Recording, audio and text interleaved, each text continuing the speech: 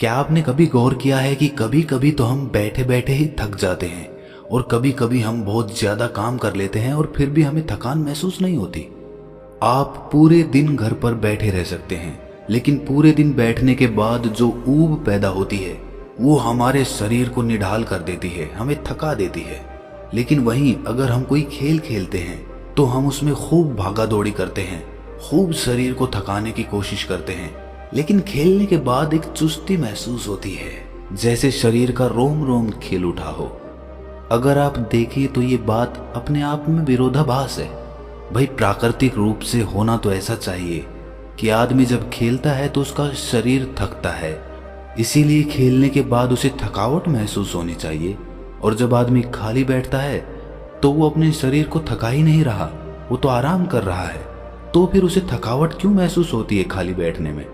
अगर आप इसका जवाब जानना चाहते हैं तो इसका जवाब है हमारे मन की ऊब। जहां तक शरीर की बात है, शरीर को थकाने से मन नहीं थकता, और अगर आपका मन थक जाता है तो आपका शरीर साथ नहीं देता। ऐसा ही होता है खाली बैठने में, और मन की इस ऊब को हम तनाव कहते हैं। आज की जो कहानी मैं आपको सुनाने वाला हूं उसमें आपको तनाव के बारे में संपूर्ण जानकारी मिल जाएगी, और अगर आप तनाव को समझ लेते हैं तो आपके जीवन से दुखों का मिटना निश्चित है, क्योंकि दुख तनाव के कारण ही पैदा होते हैं। तो चलिए इस कहानी से हम तनाव को समझते हैं। इससे पहले कि आप इस कहानी में खो जाएं, इस चैनल को सब्सक्राइब जरूर कर लें। तो चलिए कहानी शुरू करते हैं। ये उस समय की बात है जब बुद्ध आम्रवन में अपना समय व्यतीत कर रहे थे। उस समय तक बुद्ध की ख्याति दूर दूर तक फैल चुकी थी।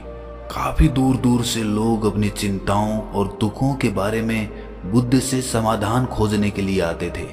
ऐसे ही एक दिन जब बुद्ध आम्रवन में अपने शिष्यों को उपदेश दे रहे थे तो एक अधेड़ उम्र का आदमी अपने 22-23 साल के लड़के को साथ लेकर बुद्ध की तरफ चला आ रहा था।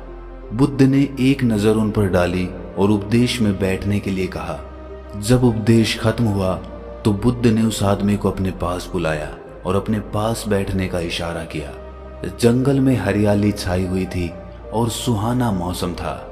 जंगल से भांत भांत के पक्षियों की आवाज वहां पर गूंज रही थी। इसके बाद बुद्ध ने उस आदमी से आने का कारण पूछा। इस पर वो आदमी कहता है कि हे तथागत, मैं 2 दिन की यात्रा करके अपने बेटे को आपसे मिलवाने के लिए लाया हूँ। ये मेरा इकलौता पुत्र है। ये हमेशा थका थका रहता है। ऐसा लगता है कि इसके शरीर में कोई जान ही नहीं है, कोई प्राण ही नहीं है। अगर हम इससे कुछ कहते हैं तो ये हमारी छोटी छोटी बातों पर गुस्सा करता है। इसकी देखने की क्षमता भी उम्र से पहले ही कमजोर हो गई है और इसके बाल भी पकने लगे हैं।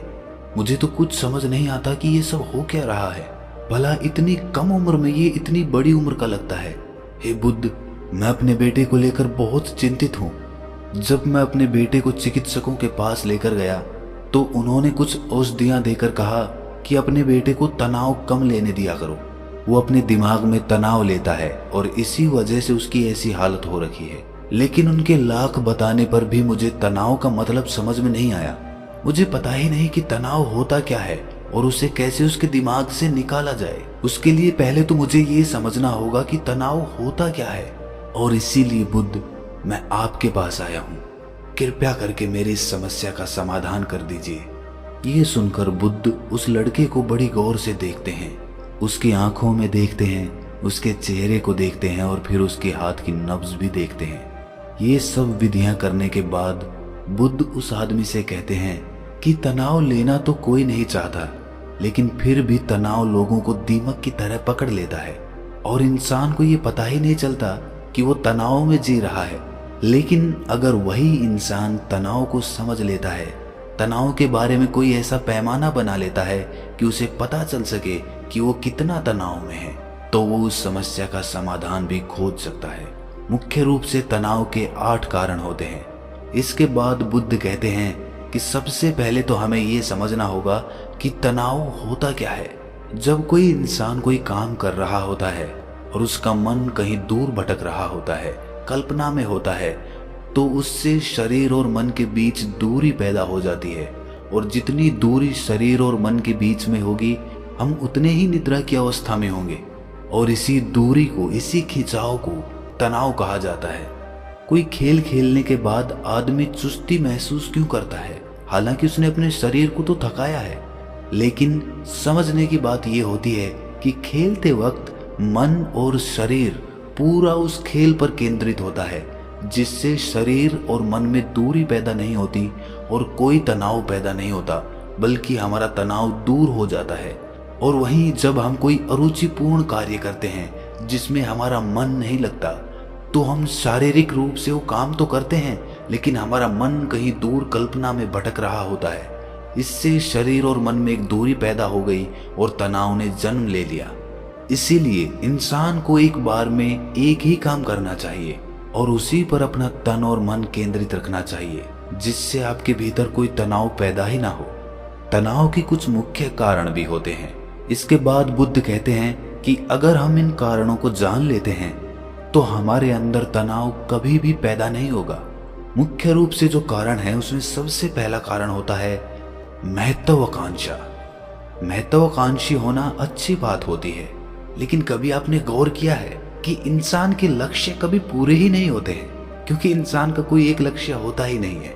जब इंसान एक लक्ष्य को प्राप्त कर लेता है तो दूसरा लक्ष्य स्थापित हो जाता है और इसी तरह वो अपने लक्ष्य को पाने के लिए गोल गोल घूमता रहता है। इसीलिए जो इंसान ज्यादा महत्वाकांक्षी होता है, जिसे बड़े बड़े लक्ष्य प्राप्त करने होते हैं, वो वर्तमान में कभी नहीं जी पाता। उसका मन हमेशा भविष्य की योजनाएं बनाता रहेगा और बस उसका शरीर वर्तमान में होगा, उसका मन भविष्य में होगा, और इन दोनों की दूरी की वजह से उस आदमी में तनाव पैदा हो जाएगा। इस पर वो युवक पूछता है कि हे बुद्ध, तो क्या आदमी को अपना लक्ष्य ही नहीं बनाना चाहिए? क्योंकि लक्ष्य बनाना भी तो महत्वाकांक्षा होती है। इस पर बुद्ध कहते हैं कि जीवन में कोई लक्ष्य बनाना गलत बात नहीं है। समस्या पैदा तब होती है जब हम पूरे का पूरा ध्यान उस लक्ष्य पर ही लगा देते हैं। आदमी को वर्तमान में जीना आना चाहिए। आप लक्ष्य बनाइए, उनके प्रति निरंतर मेहनत करिए, लेकिन इसके साथ साथ आपके दिमाग में ये ख्याल भी होना चाहिए कि आप अभी वर्तमान में जी रहे हैं। इसके बाद बुद्ध ने तनाव का दूसरा मुख्य कारण बताया, जो कि था ईर्ष्या। बुद्ध ने कहा कि जब आदमी ईर्ष्यापूर्ण या द्वेषपूर्ण हो जाता है तो भी उसका मन सड़ने लगता है। ईर्ष्या आंतरिक घाव होता है। आंतरिक मतलब मन का घाव होता है। शरीर का घाव तो भर जाता है, लेकिन मन का घाव कभी नहीं भरता। इसीलिए इंसान को दूसरे की तरक्की से कभी ईर्ष्या नहीं करनी चाहिए। तनाव का तीसरा मुख्य कारण होता है किसी दूसरे से अपेक्षा। बुद्ध ने बताया कि एक बाप होने के नाते वो अपने बेटे से बहुत सारी अपेक्षाएं रखता है कि मेरा बेटा एक कामयाब इंसान बने, वो जिस तरह मैं चाहता हूं उस तरह का जीवन जिए। और जब आदमी किसी से अपेक्षा करने लगता है तो कहीं ना कहीं वो अनजाने में खुद के लिए तनाव पैदा कर रहा होता है। जरा सोचिए कि वही बेटा अगर अपने बाप के हिसाब से नहीं चलेगा, वो नहीं बन पाएगा जो उसका बाप चाहता है, तो फिर उसके पिता के मन को तनाव पकड़ लेगा। इसीलिए किसी से भी अपेक्षा नहीं करनी चाहिए, ना ही दूसरे से और ना ही खुद से। इसके बाद तनाव का अगला मुख्य कारण बताते हुए बुद्ध ने कहा कि अरुचिपूर्ण कार्य करने से भी मन में तनाव पैदा होता है। जिस काम में हमारा मन ही नहीं लगता, जिसमें हमारी रुचि ही नहीं है, तो उस काम में हम अपना मन नहीं लगा पाएंगे।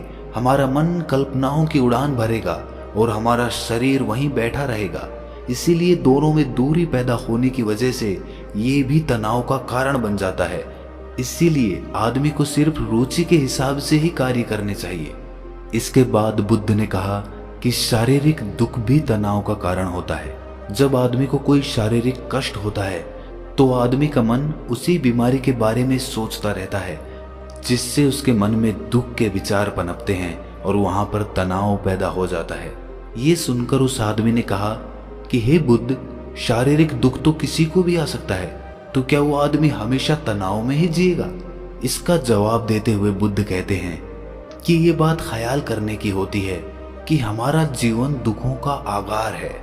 जैसे जैसे हमारी उम्र बढ़ती है वैसे वैसे बीमारियां आती हैं, दुख आते हैं और एक दिन मौत भी आती ही है। तो बीमारियां जीवन का अभिन्न हिस्सा है। किसी में वो समय से पहले आती है तो किसी में बाद में आती है।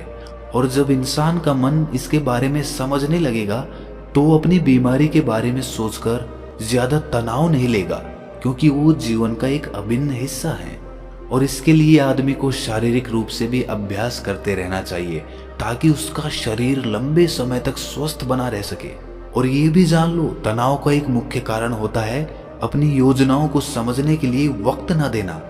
कुछ इंसानों के मन में कोई ख्याल पनपता है और वो उस पर बिना सोचे समझे कार्य करना शुरू कर देते हैं, और जब उस काम में उन्हें नाकामयाबी मिलती है तो वो तनाव से भर जाते हैं, क्योंकि उन्होंने वो काम शुरू करने से पहले उसके बारे में पूरी जानकारी नहीं ली थी।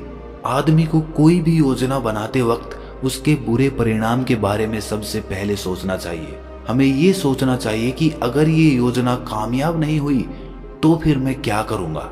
और इसीलिए अपनी योजनाओं को समझने के लिए पूर्ण वक्त देना, पूरा वक्त देना, ताकि भविष्य में उस काम के प्रति कोई तनाव पैदा ही ना हो। और सबसे आखिरी कारण जो तनाव का होता है वो होता है ज्यादा सोचना। निरंतर सोचते रहना भी एक बीमारी होती है, और इसको दूर करने के लिए आदमी को नित्य प्राणायाम और ध्यान करना चाहिए। ये सुनकर उस आदमी ने हाथ जोड़ते हुए बुद्ध से पूछा कि हे बुद्ध, मेरा बेटा तो अभी मात्र 23 साल का है और उसमें इतनी समझ भी नहीं है कि वो इतनी सारी बातों का एक साथ अनुसरण कर सके। कृपया करके तनाव मुक्त रहने का कोई आसान सा मंत्र बता दें, जिससे आदमी उस मंत्र का अनुसरण भी कर सके और तनाव मुक्त भी रह सके। ये सुनने के बाद बुद्ध ने कुछ सोचते हुए जवाब दिया कि इसके लिए एक छोटी सी विधि है। अगर तुम इतनी बातों का पालन नहीं कर सकते तो तुम एक बार में एक काम को करने पर ही ध्यान लगाओ। जो भी तुम काम कर रहे हो, बस एक काम एक बार में करो और उस काम को पूरा ध्यान लगाकर करो। अगर तुम्हारा ध्यान इधर उधर भटकता है तो जब याद आए तो वापस उसे उसी काम पर लगा दो। ये सबसे आसान और सबसे अच्छा तरीका है तनाव मुक्त रहने का। अगर तुम खाना खा रहे हो तो खाना खाने पे ही अपना ध्यान केंद्रित कर दो। अगर तुम चल रहे हो तो चलने पे ही अपना ध्यान केंद्रित कर दो।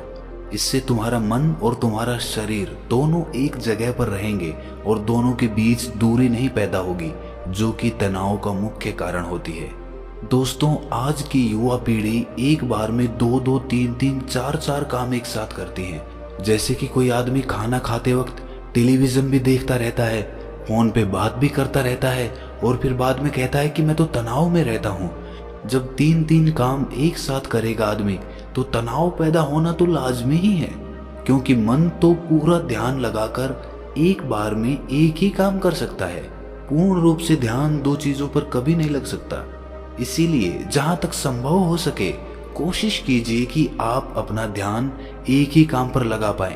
तो दोस्तों, कैसी लगी आपको ये कहानी कमेंट सेक्शन में जरूर बताना, और अच्छी लगी तो इस चैनल को सब्सक्राइब करना मत भूलना। तो मिलते हैं अगली कहानी में, तब तक के लिए अपना ख्याल रखें।